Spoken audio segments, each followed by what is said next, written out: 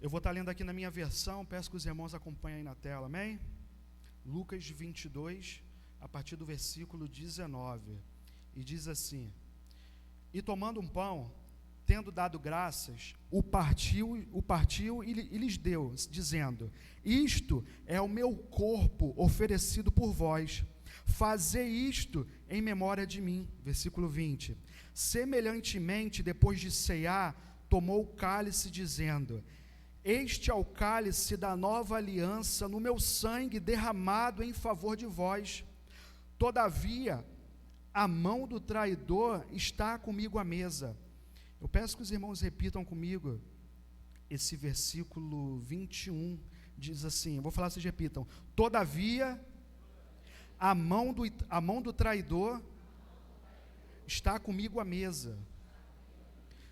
Versículo 22, porque o Filho do Homem, na verdade, vai segundo o que está determinado, mas ai daquele por intermédio de quem ele está sendo traído. Versículo 23, então começaram a indagar entre si, quem seria entre eles o que estava para fazer isto. Suscitaram também entre si uma discussão sobre qual deles parecia ser o maior. Mas Jesus lhes disse: os reis dos povos dominam sobre eles, e os que exercem autoridade são chamados benfeitores. Versículo 26, mas vós não sois assim, pelo contrário, o maior entre vós seja como o menor, e aquele que dirige seja como o que serve. Pois qual é o maior, quem está à mesa ou a quem serve? Porventura, não é quem está à mesa? Pois no meio de vós, eu sou como quem serve.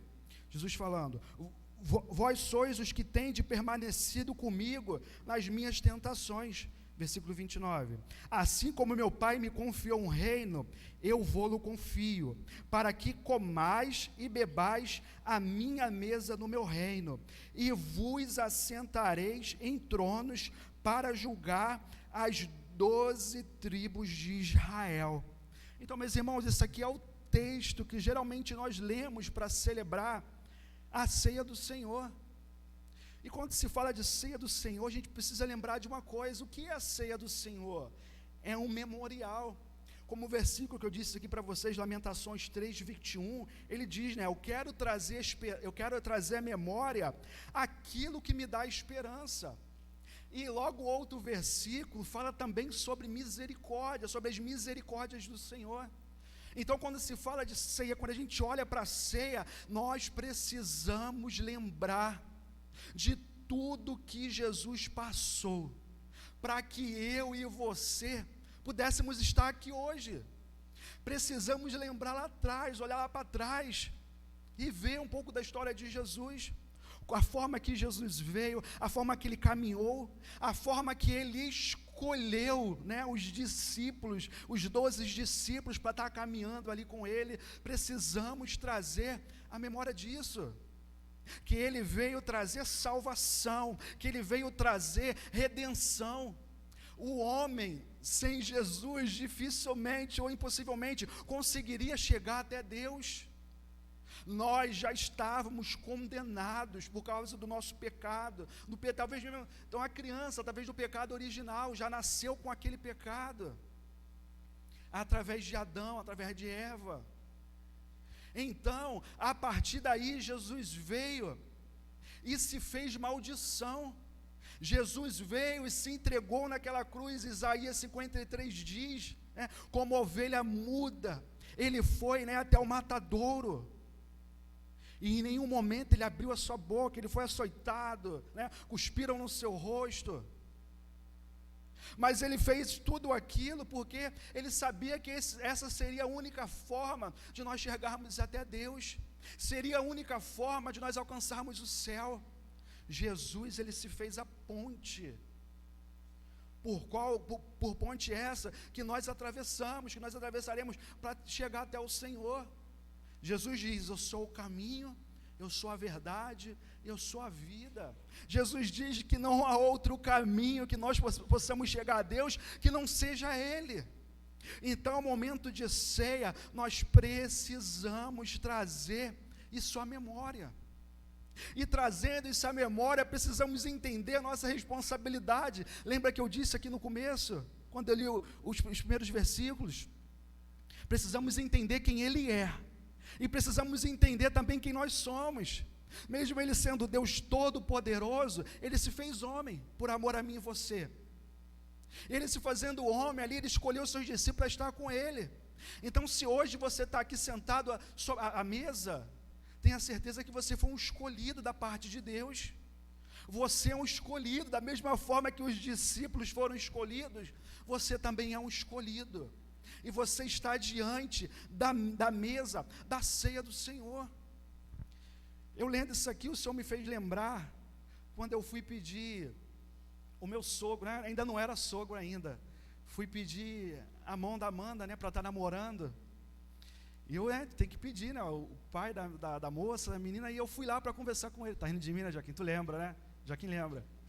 Eu fui pedir, né, para namorar com ela, e aproveitei, né, estava todo mundo na sala, eu falei, eu vou pedir aqui mesmo, né, a Amanda está aqui, ela gosta de mim, o irmão dela está aqui, meu cunhado, ele gosta de mim também, minha futura sogra também já gosta de mim, né? Ele, o meu sogro, ainda não sei, mas qualquer coisa eles estão aqui para me defender.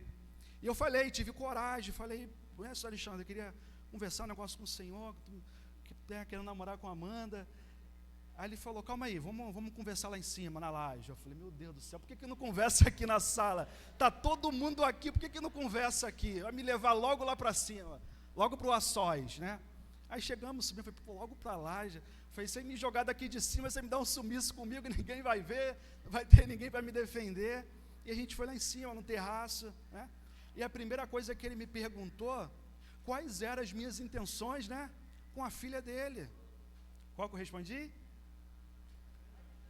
As melhores possíveis, né? Isso aí já é clichê, já tem que gravar isso aí, ó. Se essa frase for a primeira que sair, você já solta a outra.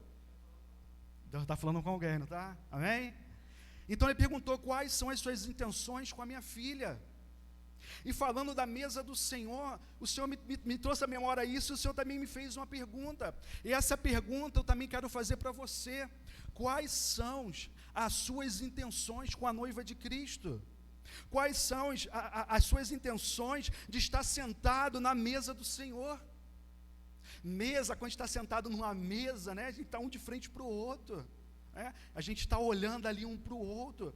É aquele contato visual mais próximo, perto. Então, quais são as suas intenções de estar aqui sentado diante da ceia? Lembre-se, você é um escolhido de Deus. Deus te escolheu para estar aqui. E quais será que são as suas intenções? É algo que a gente precisa refletir. É algo que a gente precisa pensar. No versículo 21 desse texto que a gente leu, diz assim, ó, o versículo que eu pedi para vocês repetirem. Todavia, a mão do traidor está comigo à mesa. Jesus estava ali com os 12. Mas dentro daqueles 12 ali, havia um traidor. Havia um que iria traí-lo. E ele estava colocando a mesa junto com Jesus. Eu imagino assim, na nossa cabeça conjecturando, os discípulos ceando.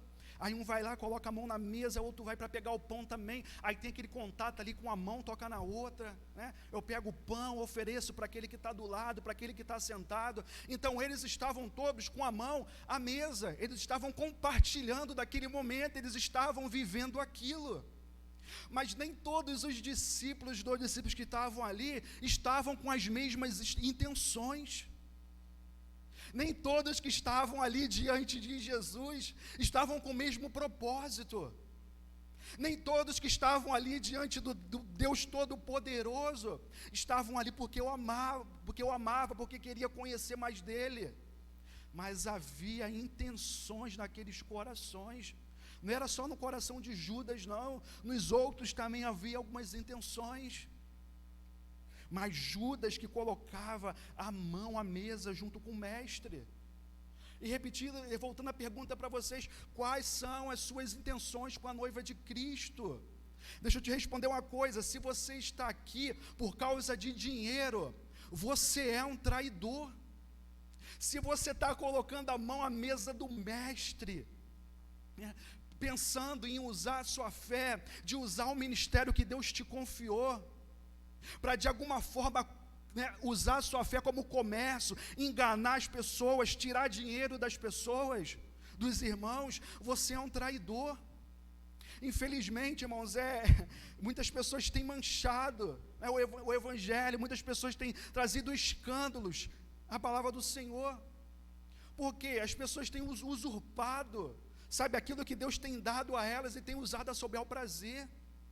Eu vou dar um exemplo, algo que aconteceu com um amigo meu. A gente estava conversando esses dias sobre isso, aqui perto ali do Norte Shop, tem uma igreja ali muito conhecida, um pastor lá muito conhecido, que ele também tem trabalho em rádio e tudo, e esse pastor,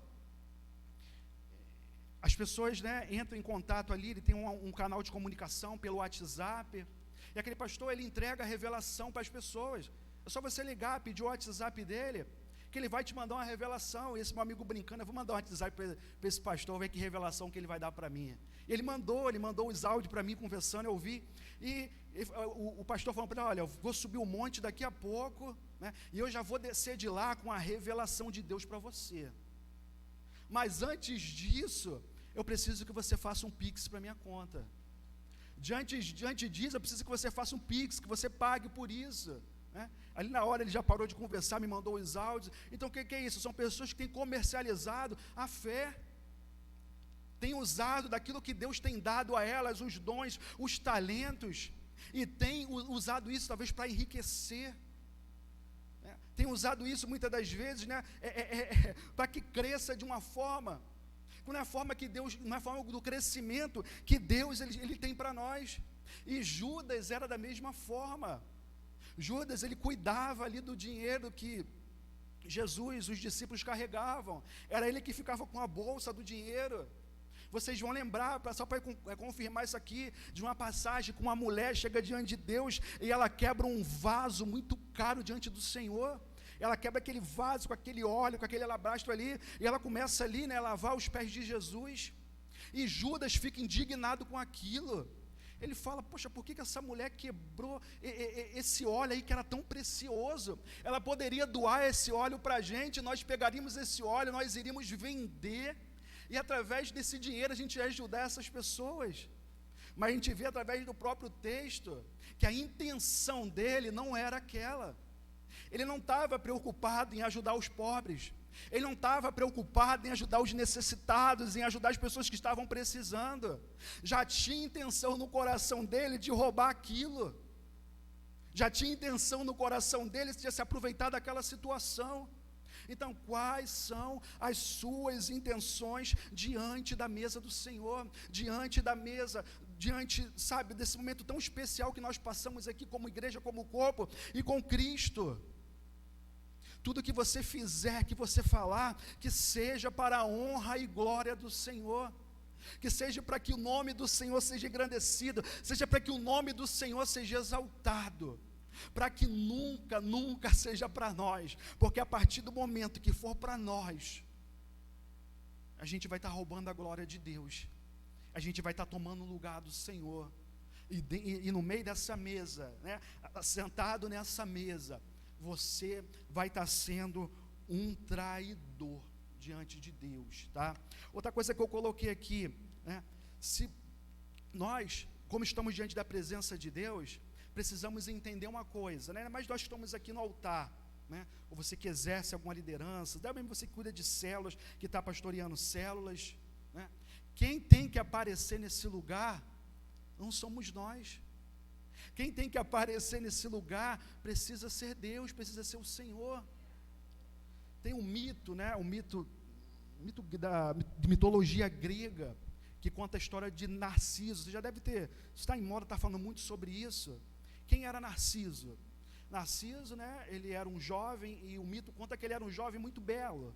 Ele era um jovem muito bonito. E por ele ser um jovem muito belo, muito bonito, né, e muitas pessoas, muitas meninas e até meninos tinham interesses por ele, queria conquistá-lo, né, queria namorar com ele, só que ele não dava chance para ninguém. Mas por que Narciso fazia isso? Porque ele achava que não tinha ninguém que chegasse ao nível dele. Não tinha ninguém que fosse tão belo, tão bonito como ele. Até um momento, como ele diz, que ele está caminhando por um bosque, e ali ele se encontra um rio, né, de água cristalina, um rio que ainda ninguém tinha entrado naquele rio ainda. E diz que quando ele olha para aquelas águas, né, ele vê ali a sua imagem refletindo, como se estivesse olhando para um espelho. E ali ele se apaixona por ele mesmo. E o mito diz que ele morre ali. Ele definha naquele rio ali, porque ele não sai para comer, não sai para nada. Ele fica tão apaixonado, ele fica tão encantado com ele mesmo, que ele morre ali. Então, o que isso nos ensina? A glória deste lugar, ela precisa ser dada para Deus. Só o Senhor, Ele precisa aparecer neste lugar. Se você tem tentado roubar a glória de Deus, saiba que você é um traidor. Infelizmente, em todos os lugares existem pessoas assim, seja no nosso trabalho, seja na escola, na faculdade. Infelizmente, dentro da igreja também tem pessoas assim. Pessoas que acham que só ele, só ela que sabem fazer. Aquelas pessoas que pensam assim, não, se fosse eu ali, mas se fosse eu, o negócio não tinha acontecido assim não. Se fosse eu fazendo, tinha dado certo. Se fosse eu pregando, se fosse eu ministrando, se fosse eu cantando, seria outra coisa. Geralmente são aquelas pessoas, né, que às vezes querem tomar a frente de tudo.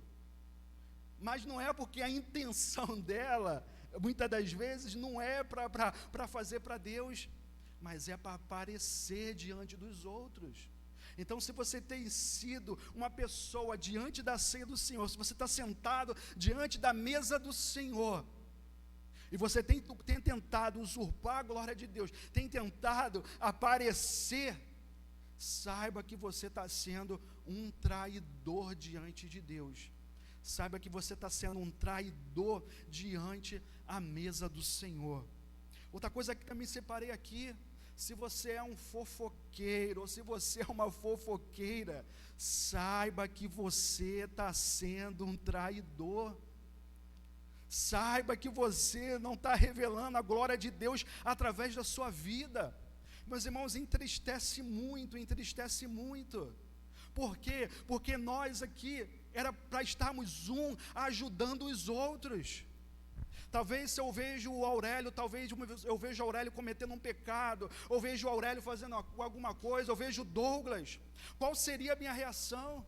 Será que eu pegar o microfone aqui e falar, poxa, o Douglas está fazendo isso, o Aurélio está fazendo aquilo, ou começar a cochichar com um, cochichar com o outro?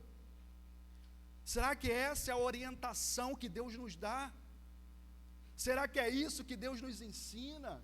Não, eu preciso ir até ele, eu preciso ir até o Douglas. Poxa, meu irmão, poxa, eu vi que você cometeu isso, você fez isso, e conversar com ele, o que está acontecendo, você está precisando de uma ajuda, você está com alguma dificuldade, vamos orar para mudar essa situação, vamos orar para que a tua vida mude, para que você consiga largar isso.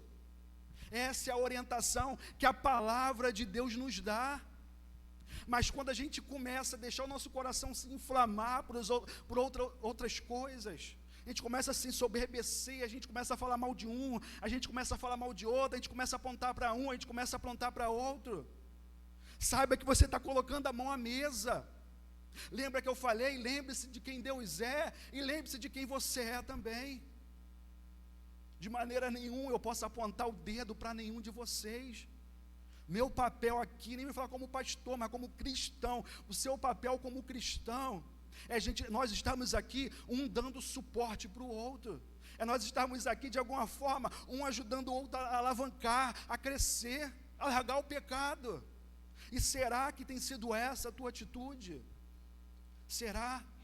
Ou você talvez aquele que fica cochichando pelos cantos, ou talvez você é aquele que fica levando e trazendo coisas, e isso só traz prejuízo à obra de Deus, isso só traz prejuízo à casa do Senhor.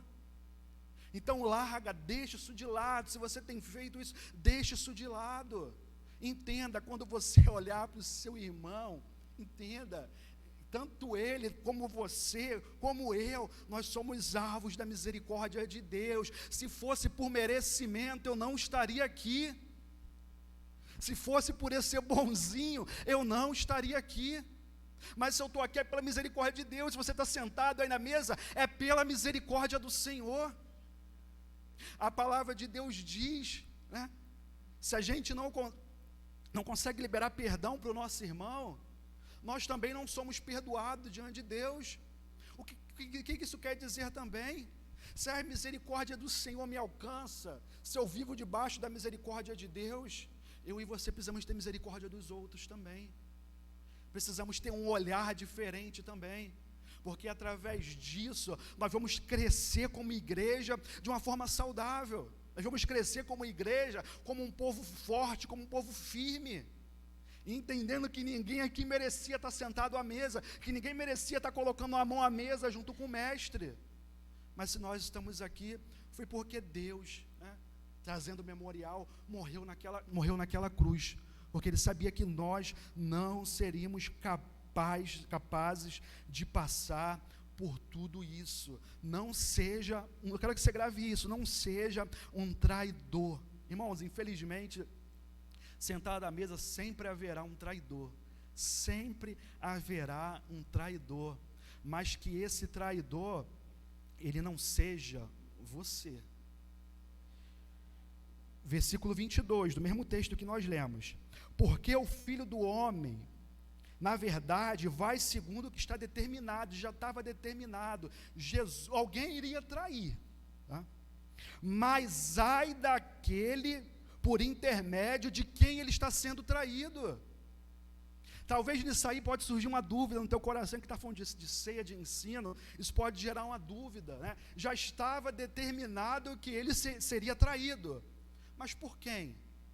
Será que Deus foi mal assim de ter escolhido logo Judas, né? Olhou assim e falou, não, vai ser ele. Não, meus irmãos, qualquer um dos 12 ali poderia ser o traidor, qualquer um deles poderia ser o traidor. Mas o traidor se tornou aquele que estava com as intenções erradas, sentado na mesa. Consegue entender?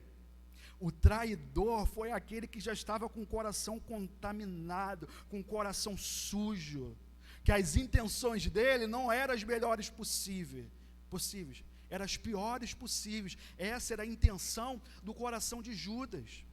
Só para confirmar isso que eu estou falando, também você vai ver Pedro ali também traindo, negando. Mas você vê que o desfecho da história foi totalmente diferente. Então, irmãos, sentado nessa mesa aqui, haverá um traidor, mas que esse traidor não seja você, amém? Que esse traidor não seja você, esteja sentado na mesa com teu coração sincero diante de Deus.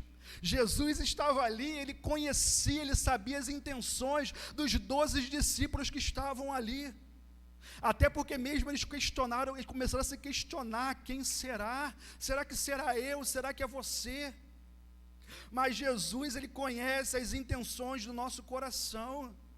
Talvez eu e você, muitas das vezes, a gente pode até ter medo de estar sentado à mesa, às vezes a gente pode até ter vergonha, ser um pouco tímido, às vezes pode faltar um pouco de coragem a gente de fazer alguma coisa, mas a única coisa que Jesus, quando ele olha para o nosso coração, quem não pode ver, é um sentimento de traidor, são as más intenções. Então, sentado na mesa, independente de que você seja, que você se sinta o maior, ou que você se sinta o maior, saiba que teu coração ali, ele precisa estar sendo sincero diante de Deus. Se você está aqui por causa de alguém, ou por causa de alguma coisa, saiba que você também é um traidor. O motivo de nós estarmos aqui precisa ser Jesus. O motivo de nós estarmos aqui precisa ser o Senhor. Aqui eu dei alguns exemplos, né, rasos. Mas talvez as tuas intenções são outras, só Deus sabe qual a intenção que está no teu coração. Então, se você está aqui diante de Deus, você está aqui diante da ceia do Senhor, você está aqui congregando como igreja, como irmãos, precisa ser por causa de Deus, precisa ser por causa do Senhor. Infelizmente, o escândalo, ele vai vir, mas que não seja através de mim, de você. E quando o escândalo vier, Será que você vai permanecer firme? Você vai estar firme? Deixa eu te dizer uma coisa: se o seu coração estiver nas pessoas, se o teu coração estiver no líder de célula, se o teu coração estiver em mim, estiver no pastor, estiver em qualquer pessoa que estiver aqui, saiba que quando esse momento mal vir, quando o escândalo vier, você não vai conseguir permanecer firme. Você não vai conseguir permanecer firme. Por quê? Porque teu coração está nas pessoas, teu coração está no homem. Mas essa é uma intenção, esse é um sentimento que não pode haver em nós. O nosso coração, as nossas intenções precisam estar em Deus. E daí, independente do escândalo que vier, independente do que acontecer, eu vou permanecer firme diante de Deus. Eu vou permanecer firme diante do Senhor, porque eu estou aqui por causa dEle. Eu estou aqui por causa do Senhor. As pessoas podem até me frustrar, podem me trair, pode falar qualquer coisa de mim, pode fazer algo contra a minha vida, mas eu nunca vou deixar de servir a Deus, eu nunca vou deixar de servir ao Senhor, porque eu não estou aqui por causa de ninguém, eu estou aqui por causa do Deus Todo-Poderoso. Irmãos, eu particularmente não consigo mais me imaginar longe da presença de Deus. Às vezes a gente até tenta imaginar, às vezes eu tento falar: Senhor, como é que seria? Eu não consigo, porque eu entendo que eu não estou aqui por ninguém. Irmão, se eu estou de pé até hoje, se eu estou servindo ao Senhor até hoje, você pode ter a certeza que é por causa da presença de Deus. Eu já passei, já vivi tantas coisas. Quando se fala de igreja, como eu sei que muitas pessoas aqui também já viram, já passaram, por que essas pessoas ainda estão de pé? Porque elas não estão ligadas no homem, elas estão ligadas em Cristo, na videira verdadeira. Nós somos enxertados na graça. Então essa nossa comunhão, esse nosso empenho precisa estar em Deus. Então hoje a nossa caminhada precisa estar diante do Senhor. Irmãos, eu ou ninguém, a gente não está enraizado aqui nesse lugar não. Deus nos chamou, nós estamos aqui crescendo como igreja, né? Deus está derramando dons, ministérios sobre nós, mas é para que a gente venha avançar, para que a gente venha crescer.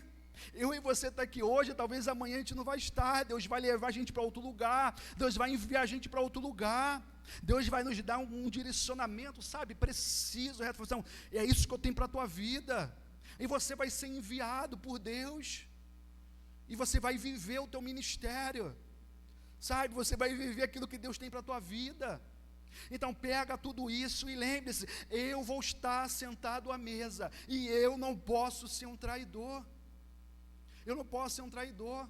Eu posso talvez até sair aqui dessa igreja, mas eu não vou deixar de servir a Deus. Eu vou servir a Deus em outro lugar, seja por qualquer motivo, seja por qualquer coisa. Eu vou continuar servindo ao Senhor, porque eu entendo, eu fui o escolhido de Deus, amém? Você é um escolhido de Deus. O Senhor escolheu aqueles 12 para estar ali com Ele, e o Senhor, Ele também te escolheu para estar sentado diante dessa mesa, amém? Nós vamos dar início aqui agora